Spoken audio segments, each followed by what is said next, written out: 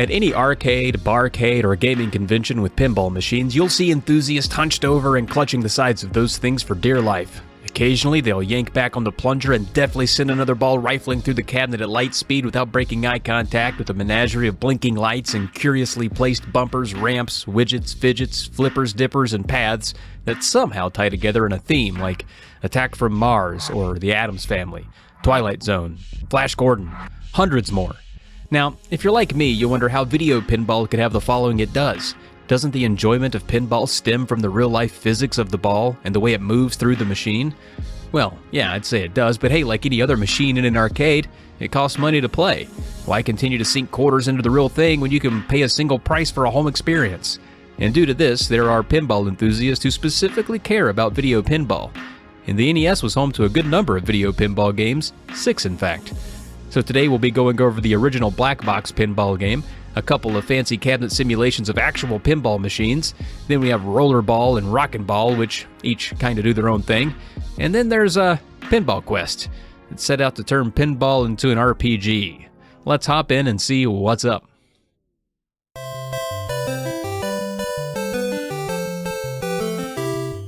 First up is good old black box pinball.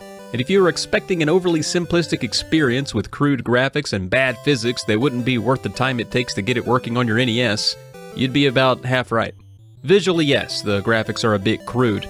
You do have to give it a pass, though. All the black box games were pioneers for the NES, so they didn't over-deliver often. All the backgrounds are black, and I can't help but see a weird vision of Ganon if I squint hard enough at the screen. You see it? Physics-wise, it's a bit limited. There are only so many ways you're going to get a bounce here, but I don't think that detracts from the game too heavily. The biggest gripe here is that the orange bumper in the center that forms Ganon's nose will too often send your ball straight back down the center where your flippers can't touch, resulting in a lost ball. You can play against up to 3 other players, which was pretty unheard of at the time, especially since there were only 2 controller ports, but since 2 folks can't play pinball at once, you just pass the controller around to your mates when it's their turn. In fact, most of today's games allow up to 4 players. There's only 1 table to play here, but it's split into 2 sections, making it sorta like 2 pinball games in one. The table's gimmicks include a card game where you can get points for turning cards face up, you can smash chicken eggs, and play a slot machine. You can even hit a bonus level that takes you to a sort of brick-breaking Arkanoid-like minigame where Mario has to run back and forth to keep the ball in play for max points. If you've ever been confused by the cover, because they chose to represent this minigame instead of anything resembling pinball. I'm not sure why he's walking on mountains or why the ground is above him. Nothing really makes sense here, and for a cover, it makes for a poor representation of pinball. Sound-wise, there's not much to remark on. There are numerous sound effects for the various ways your ball can bounce around the machine, but you can tell they're from this era.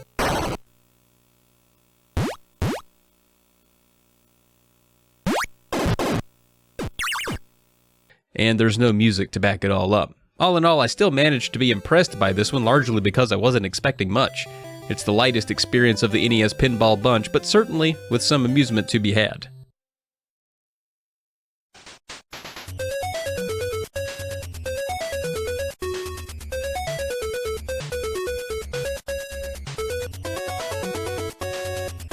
Rollerball is a New York City-themed pinball game and has depictions of the Statue of Liberty and the Empire State Building. Where the black box pinball game had a table with 2 sections and 2 sets of flippers, Rollerball has 4 vertical levels you play on and 4 sets of flippers. Double the flippers, double the fun. There's just 1 table to choose from again, but lots of pinball real estate on it. Visually, this one adds a lot more color, but it's still simplistic enough for all the elements to be cleanly visible throughout all the busy pinball action. There are a few gimmicks here, like a slot machine once again, some warps, and a few targets that open and close various gates around the table. And once again, up to 4 players can compete for high scores at once. There's even a match play mode where you can square off against another player at the same time. Interestingly, you're pitted together as donkeys versus elephants, which seems like an overt political reference, but I'm not sure. The goal here is to keep the ball in play and not let your score drop to 0 first. It's a nice and kinda unexpected bonus addition to the pinball experience. There's actually background music here, and it's nice that it varies between sections of the table, so it's not the same music all the time, but it can't really help from being repetitive after a while. The sound effects, physics, and cohesive theme all make for a decent pinball experience.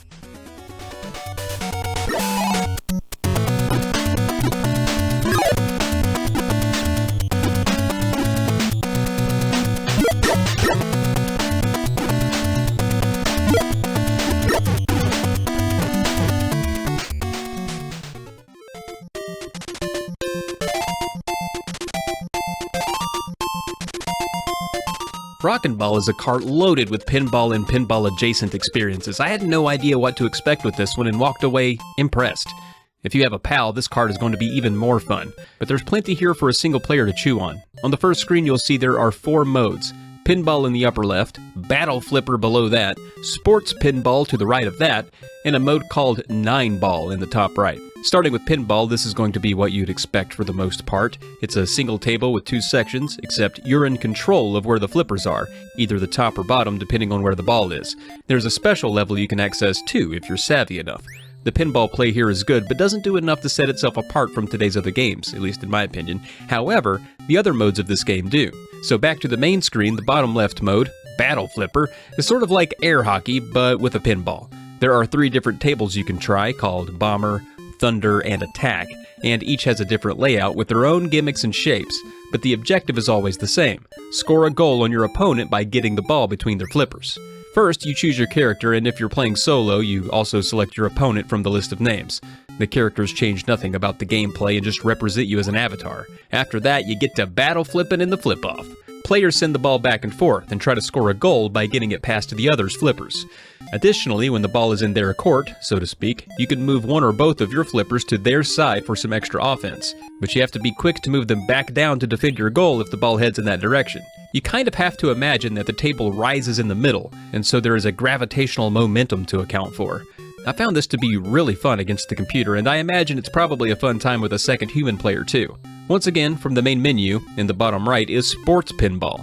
The idea here is similar to what I just showed you in Battle Flipper, except it's sports themed. It's like air hockey meets foosball. You can choose to play soccer or hockey, and your only offense is a single flipper you can spin left or right with A or B to try and launch a shot on goal, and you can only move that flipper left and right. You simultaneously control a goalie, who you can move left and right the same way. The first 1 to 3 goals wins, and there's no time limit. For both Sports Pinball and Battle Flipper, you choose whether to play best of 3, 5, or 7 sets. And the last mode, in the upper right, is called 9-Ball. I found this to be the least fun of the bunch, and it works more like a tedious bingo game than anything resembling a thrilling game of pinball. There are some layers to it, like you have credits that you can bet for bonus points, and there are bonus powers you can take advantage of, and a few other things. Overall, the music is upbeat and fun, but there's not much of it. Each mode has its own track that you'll hear over and over. The sound effects are nice though, and almost sound like they're out of a Mario game.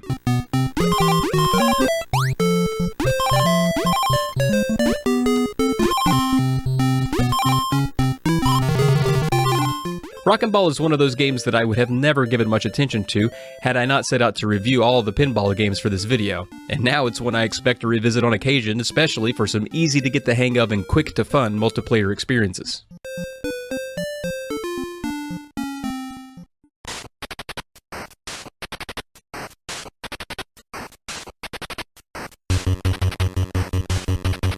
High Speed emulates an actual Williams pinball machine of the same name.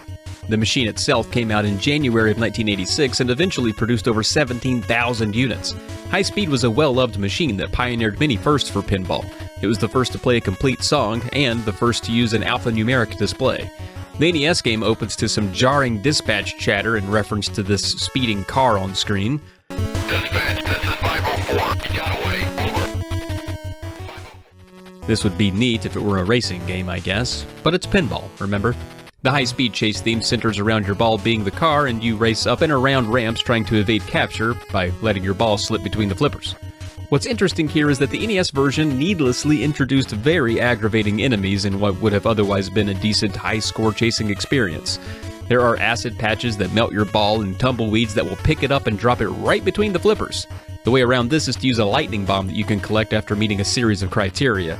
To use the bomb, you have to press the control pad and A and B at the same time, and it will wipe out those pesky enemies, but I found getting the stars to align for this to be tedious. I just want to play pinball, man. As you've already noticed, this one splits the table up by keeping your flippers on screen at the bottom, and then follows the ball around with the top portion of the screen. I see what they were going for here, but it ends up being more distracting than helpful. I think just following the ball to the top of the table would have been fine. It's not a big deal though, but worth mentioning. The presentation for this one is pretty neat in that it does visually represent the actual high-speed machine pretty closely, but that comes at the cost of losing some fidelity. It's hard to make out some of the features or numbers on the table, and it all ends up looking cluttered and indistinguishable. I can't comment on whether the sound effects match the real machine, but they do this video version well.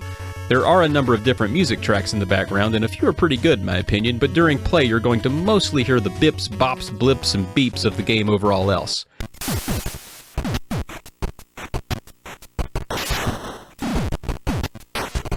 This one is thematically my favorite of today's bunch, but those annoying enemies stop a good time in its tracks for me.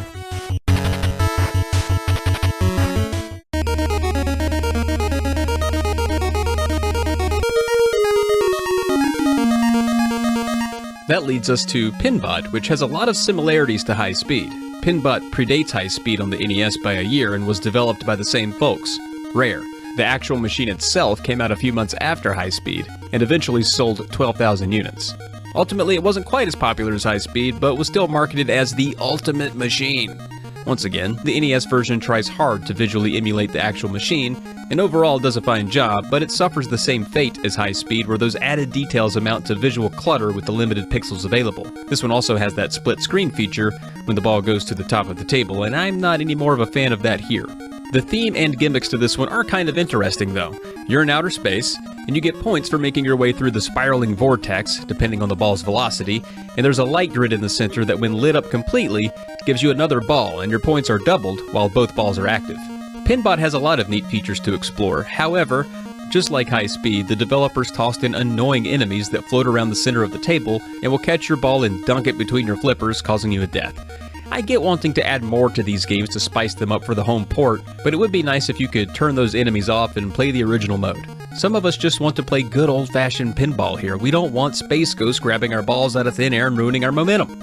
Like High Speed, there's some decent music here, and the sound effects are nice. There's also some digitized speech on occasion that really ratchets up the charm of this 1990 experience.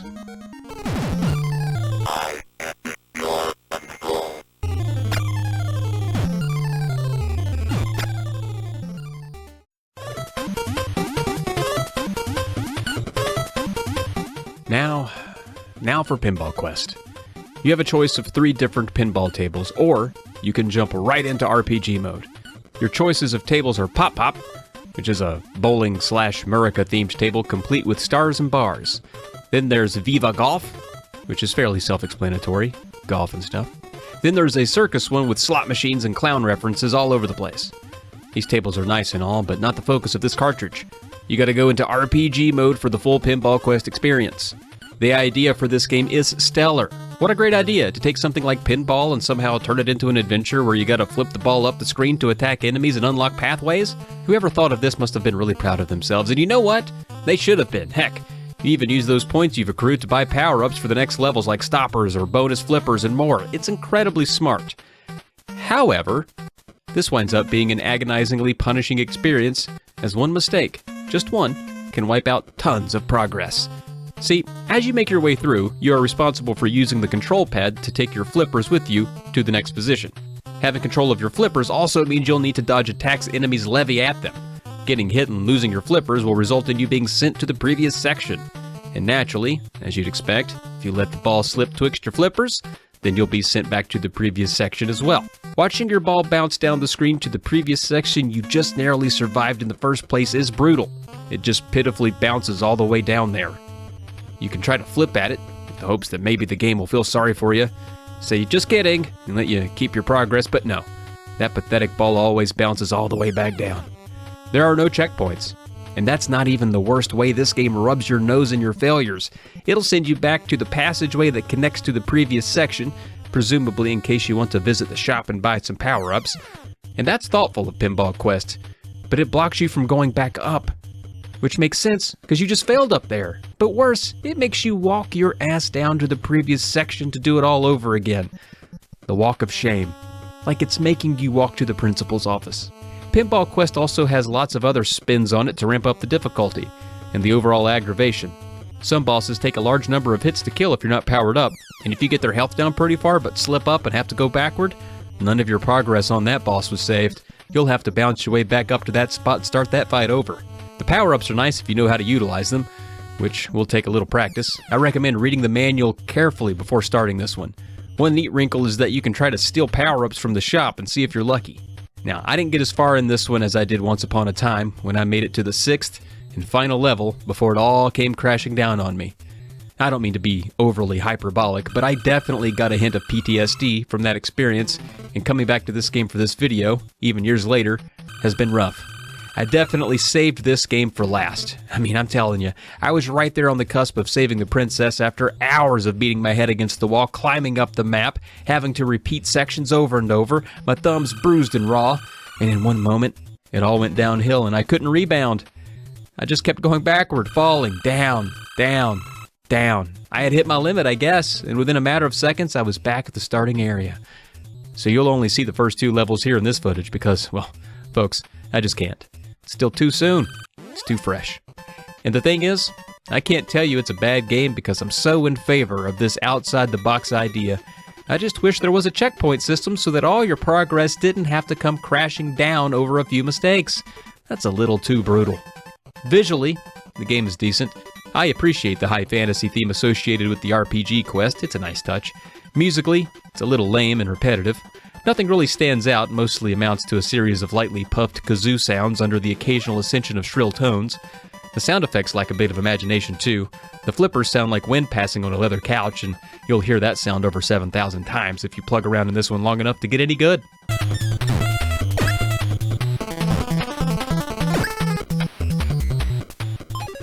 If you want to play some video pinball, then the NES has you covered. Depending on your taste, you could end up liking any one of these more than the others. Each offer a little something unique. I think Rockin' Ball is my first choice, mainly for the multiplayer fun, and Rollerball is a decent time as well. High speed and pinbot are hampered a bit by that forced enemy stuff. Pinball is on the simplistic side, but not a dud. And Pinball Quest, well, I don't even want to talk about it. Well, that does it for pinball games on the NES. Now, as always, don't let it slip betwixt your flippers. And thanks for watching.